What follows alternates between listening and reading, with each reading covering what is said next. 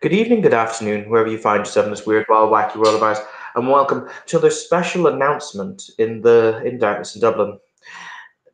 This evening is a scheduled televised interview in the lead up to the general election, wherein the heads of the political parties are voicing their concerns as it pertains Ireland in the contesting the next election, and we shall begin now. Hello, good evening, everyone. Welcome. Tonight, I, Sally J. Rutherford, will be sitting down with Marcus Tumbleton. Now, Marcus, you are quite an interesting man. Well, one must always do one's best. After all, if one is not interesting, then one is boring. I've always said. Agreed. And I'd like to take a moment, just focus on your tie. Well, what can I say? As I've said, being a bit of a fashion statement, I know, but one does what one can. I mean, you say one does what one can. You are dressed spectacular. You have an impeccable sense of style. And dare I say, not many men in your position would attempt to pull off that tie with that particular suit. But you've attempted it, and I, for one, believe you've succeeded. Well, thank you very much, Miss Rutherford. I must say, yes, I am a man who is entirely comfortable with my masculinity and feel as though I need to make excuses to no one. So you say you're entirely comfortable with your masculinity. Does this mean we'll be seeing photographs of you carrying your baby in one of those little kangaroo pouches? Unfortunately, my wife has never been able to bless us with children, but I consider each individual in whom the constituency I serve to be my children. So, unfortunately, not in the way that you would think, though I do sometimes think as though I carry the weights of many hopes and dreams upon my shoulders. You understand? I mean, certainly a man of your stature and means would have no trouble adopting a child. Perhaps so. And as you've rightly pointed out, there may be one or two, well, frankly, many more children in Ireland who are in need. However, I have devoted my time in order to see to the needs of many children as opposed to the needs of merely one. So, would you say that given your family is just yourself and your wife, you see your career in politics as a means to help all of the children of need as opposed to just the ones you could feasibly take into your home and provide for directly? Ultimately, I do. Ireland's Own was founded as a political party in 2019 as a means by which the Irish people could voice their displeasure with what has been seen as a tide of immigration that has been allowed into our borders ever since Angela Merkel deemed fit to open the borders to everyone from the Syrian conflict. Now, whilst I grieve and I have great sympathy for those whom are involved and who are fleeing such a conflict, ultimately it is time that we look at Ireland as a general whole. We look at what it means to be Irish. We must look to our own as opposed to looking outside to others for the time being. For after all, when there are homeless people on the streets of Dublin, does that not mean that we have failed those citizens as opposed to our inability to provide soup to those who are themselves fleeing a foreign oppressor? We must look inward before we must look outward. So, in a sense, your party's political stance is let us stop trying to assist the person next to us and put on our own oxygen mask before continuing to attempt the assistance. I wouldn't think that that is necessarily fair. It is more so, excuse me, to use your same analogy, it is more so akin to helping the mother sitting next to you, whom you know shares blood and kinship with you, as opposed to helping the individual on the opposite side of the plane, whom admittedly is having a slight trouble with their own mask, having a slight trouble with their own breath mask, but whom is an entire stranger to you. I would sooner see the young mother who sitting next to me, whom shares my blood and kinship, survive prosper, etc., than I would someone else who was not necessarily as linked to me, linked to the country. I feel this is a fair question to ask in that analogy. Would your opinion of that stranger across the aisle change if they were the one seated next to the door that opens and that opens and serves as an emergency exit to the airplane? Oh, and you see, you've now hit the nail on the head, haven't you? Ordinarily speaking, these individuals have placed themselves in a situation, have placed themselves in a manner by which they have become, or people have perceived them to be, entirely necessary, entirely as if they occupied that seat on the plane, the unnecessary stumbling block, as it were. People are almost afraid of the concept. They say, we can't say that, we can't think that. These people are here to say it. Whereas my perspective is, once again, as I pointed out, Ireland for the Irish is a very simple concept. We are not saying do not come. We are just saying come in a manner that is legal, in a manner that has due paperwork and diligence. Do not essentially hold the entire plane hostage as you sit there gasping for air as the door itself is sealed closed. Okay, I think that's a fair analogy, and that segues into the next point I would like to bring up. Do you feel that perhaps now is a time in Europe where those nations that are a part of the European Union have a more powerful position to make these statements of, let us look inward, let us take care of our own, and then let us assist the outsiders, those not of our country, due to the success of UKIP? Well, I'll be frank with you on that one, Ms. Rutherford. Frankly, Germany paid for much of the infrastructure here now. I'm not denying it.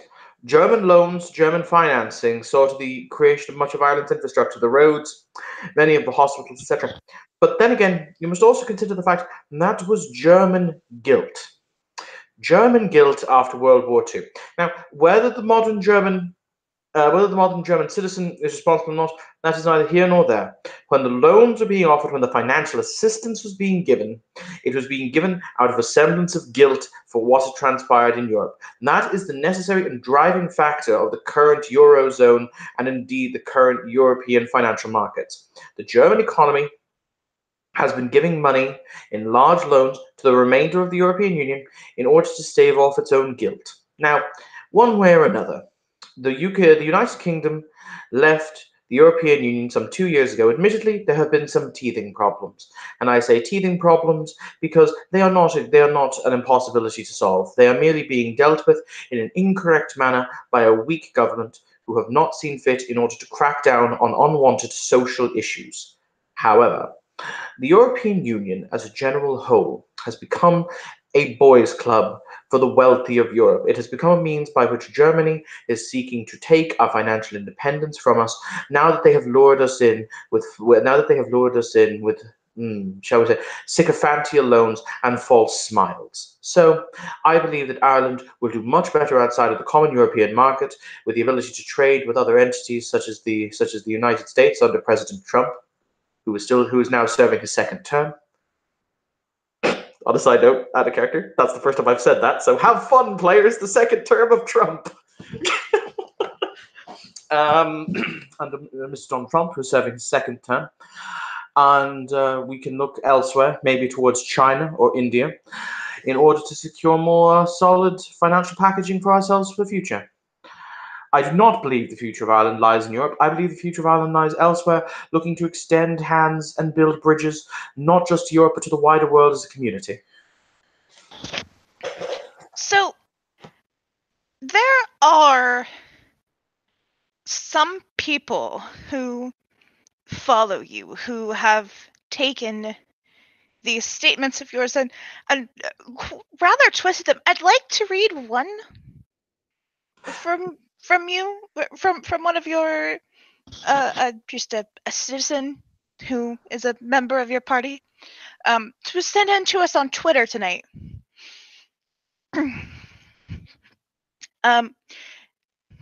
He claims that Angela Merkel and Germany are, in a sense, with the European Union, bringing all of Europe under their thrall once again in what amounts to a Fourth Reich. I mean, I would perhaps use words that were less evocative, but ultimately, well, frankly, what was failed to be done in 1945 with tanks, bombs, grenades, etc., is nowadays being done with a decimal point and with financial loans. Dependency on Germany will be the ruined nation of this country, a country that I care very deeply about. And I believe that if we were to look elsewhere for our own financial sovereignty, we may be able to find it. So now, financial dependence upon another country, I think, based off of what we've seen with America and what we've seen with Greece, is not an ideal situation for any nation. That being said, you previously ascribed Germany's loans to German guilt. And to a certain extent, I agree with you. But now I'm questioning whether or not there might be a part of you that believes there's something more nefarious lurking behind that guilt. Ultimately, Germany has had 50 years, 60 years, in order to get over the remains of the schadenfreude that I have no doubt that they felt during World War II. After all, when one goes from being a great power to not overnight, it can be a rather racking experience for one. However, I believe that Germany began its rebuilding projects and began its financing projects as a manner in which to alleviate their guilt. However, at a certain point, you're indeed correct. It saw that this was able to leverage immense power, was able to leverage immense respect. And now, frankly, the economies of nations such as Portugal and Greece are so much indebted to Germany that they cannot that they have practically sold the rights of their sovereignty. Lisbon and Athens need to make phone calls to Berlin before they are even able to rubber stamp their own budgets. So, I do not wish Ireland to go in the same way. And to what end would you be willing to leave the European Union? I know we've all been watching the situation with Brexit very closely. I would simply place a motion before Parliament, before the door, in order to see if there was the wish and indeed the desire to leave the European Union. I would then take that proposal before the people, and a referendum would be held on the matter. If the decision of the Irish people was such that they voted for the concept of what has become known as Irexit, then we would be forced to obey as servants of the people. And if during the process, if things do not go smoothly, the people called for a second referendum, would you be open to that? Ultimately, as I said, I'm a politician. I'm a public servant. It is the will of the people. If that is the will of the people, then it will be examined at the time. However, first we must get through these grueling elections in order to see if Ireland's own are the will of the people. And if that is indeed the case, I have given the people my word that they will be able to stand for an Irish referendum on the topic of leaving the European Union. If that would then be questioned, or if indeed it would be called into question, bear in mind, the first British referendum on Brexit took place. It scored, I believe, it was 51% to 51, 52% to 49, 48. That was not a sizable majority. That was an unsafe majority. And in the event we were to do so, we would demand a much higher capstone so that we would not require a second referendum. But then again, these things do occur. I mean, with your idea of requiring higher capstones, is that proportionate to voter turnout? Oh, absolutely, absolutely. Realistically, if we must measure the will of the people, and if the people cannot will themselves to get out of bed, well, then that's hardly our concern. So, if we had, say, higher than average voter turnout, would the capstone then be lowered to compensate for the higher than average turnout? No, I should think that if we were to set the capstone at a reasonable degree, it would have to be anything above the margin of 55%. I believe a margin above 55% is a sustainable margin. And I think that if we were able to meet that, regardless of the overall vote turnout, though I should point out that there has been a swing recently in the voter turnout of the Republic of Ireland, having gone up rather noticeably compared to previous years and indeed previous generations. I believe that if a 55% majority were to be set, then an Irish programme to lead the European Union would indeed be a possibility. Now, obviously, we're not the only country who has considered independence. Scotland has considered independence, and of course, things happening in the UK as they are now. I'm curious to know, have you met with the leaders of any of these parties promoting independence to discuss with them what they see as errors in the process that you could potentially sidestep? I do hope that you'll forgive me for saying this. However, currently I'm not at liberty to discuss meetings if they have indeed happened. Okay. So now I'm assuming because well, the mess that is happening in the United Kingdom right now is so widely publicized. I'm certain that Ireland's Own has been watching that and already has at least a draft or an idea of a proposal they would give to the European Union if the referendum should succeed. Oh yes. In the event we would once again have to trigger Article 50 as per the European law, we have a rather concise plan that would indeed be kicked into action. We believe that Miss May and her handling of the botched attempts by the United Kingdom to leave Brexit was the fact that she was unwilling, in order to concede points, the European Union was unwilling to negotiate with the European Union. We are not nearly as stubborn or as, shall we say, soft-chinned on the matter. So now, if I understand this correctly, part of your party's political stance is the removal of all non-Irish nationals from Ireland. I will issue a point of clarification. All non-recognized illegal aliens. But yes. Okay. So, well, that answers my next question, which would be, what do you consider an Irish national to be? Is it someone who was born here? Is it someone who perhaps, married someone from Ireland?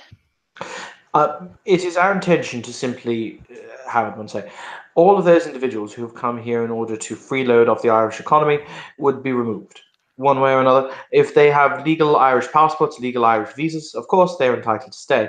However, we would see to it that those individuals who were brought here under the sweeping reforms of the refugee code via Ms. Merkel and the European Union would be put more stringently to the question as to their rights to remain. Will there be an opportunity for these people to apply for citizenship? If they meet the correct criteria, I should assume so. If they do not, then we will not be unfair in the matter. They will be exported to, or they will be requested to leave at their earliest convenience to any nation, once again currently within the Eurozone, where they may be welcomed. So, assuming a person qualifies for Irish citizenship and they've been here for, I'm going to go with an easy number. We'll say they've been here for 4 years. Does not having done anything in that 4-year time period to advance the process of gaining legal citizenship status within the nation of Ireland weigh against them at all? Well, I would point out to you that ultimately, if you've had 4 years and you have procrastinated for 4 years, then you are only reaping in the end what you've sowed.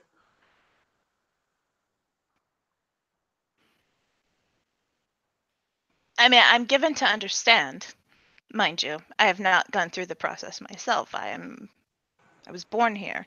But I'm given to understand that the process can be quite expensive. Ultimately, it is accessible.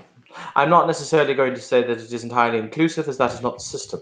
However, it is from our perspective an acceptable expense. Now, I'm not saying this is necessarily for everyone. However, we must do what we must do. So, one of the concepts that's been floated around has been granting people who are currently going through the citizenship process temporary visas that would last until they were able to complete it. Ultimately, that would just cause more stress on the judiciary, it would cause more stress on the bureaucracy. If the individuals in questions have not had the time in order to get their documentation processed, if they are within the final stages of the processing, then it can be looked at. However, other than that, frankly, if they have been in the country and extended their stay past the recognized allotment of their visa, then there's frankly nothing that can be done for them. How truly unfortunate. So now, I hate to bring this up, but I'm given to understand that your party has received significant backing from multiple groups, one of them being the church, the other being a major contributor, the Macau Financial Trust. I think I'm saying that right? Yes. The Macau Financial Trust. It is. We are fortunately blessed with individuals and funding from parties who share a like-minded sympathy with our own.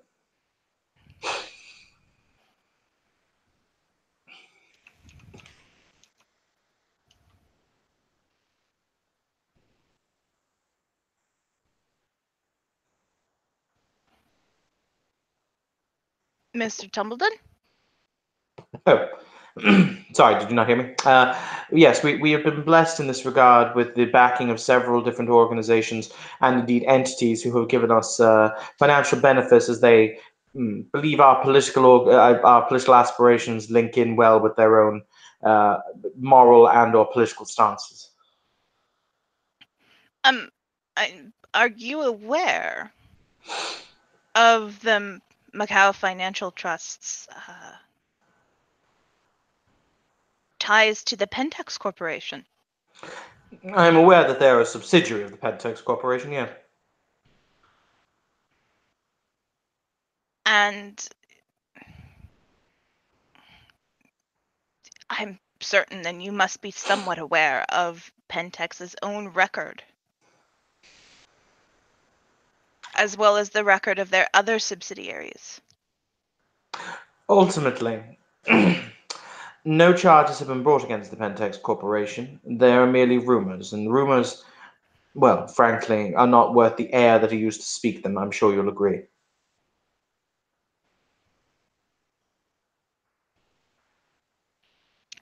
I am not certain of that, Mr. Tumbleton. Some of these, though they may be rumors, are troubling.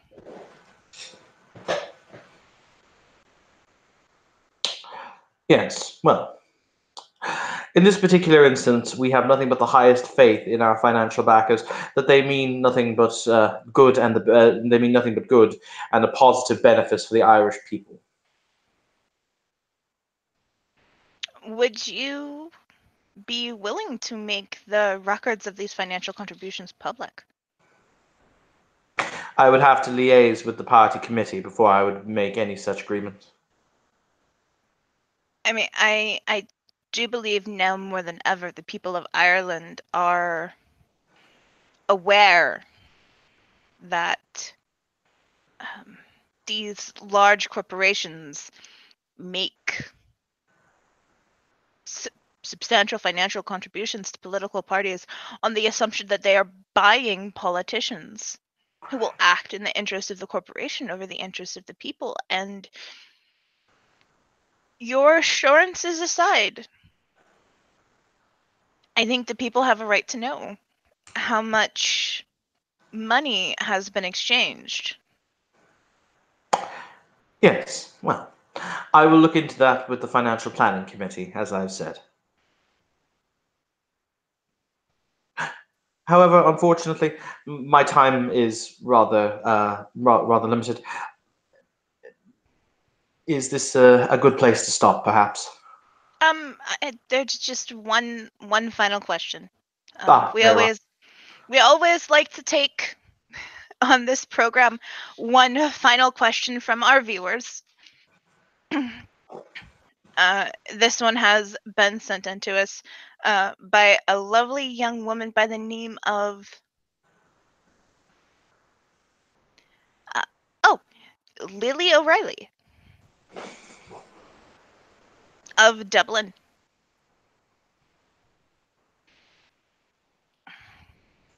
She asks if Ireland were to succeed in independence,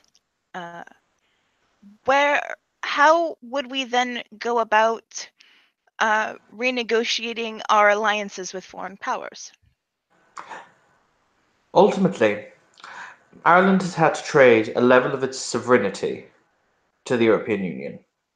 In the event that Ireland was to become a free, democratically led society once again, who did not need to bend the knee to Brussels, then we will be able to seek out alliances with many of the many of the great nation states, whom I assure you are more than willing to open negotiations with us. So we would look outside of the borders of Europe for these entities. As I said, looking towards the Far East in the form of China, or indeed to Mr. Trump's America. There are many places and indeed many opportunities for Ireland, provided we were not constrained via the trade constraints issued on us by the European Union. I firmly believe that Ireland will be a better, safer, more prosperous nation when it is we have taken back the sovereignty that has been unrightfully taken from us, and when it is we are able to make our own deal in order to forge a brighter tomorrow. Well, thank you for your time, Mr. Schimbenson. We look forward to seeing how things will go Thank you very much, over Ms. the course of these next elections. Um, is there anything you'd like to say to our viewers before we sign off? Yes. Ultimately, this is our nation. This is our land. Many of us have fought and bled for it. Many of us have had family members whose lives have been ended via cruel and unusual tyranny. This is a simple statement of fact. Now we have literally allowed the wolves through the door. All that Ireland's own seek is the ability by which we may be able to put right a negative situation. We may be able to bring full circle that which up until now has only been dreamed of. And yes, ultimately, we shall look forward to the ballots validating our perspective when it is the country comes together to vote on March 24th. Well, a truly thought provoking statement from a politician with truly deep thoughts. To all our viewers out there, this is Sally J. Rutherford signing off.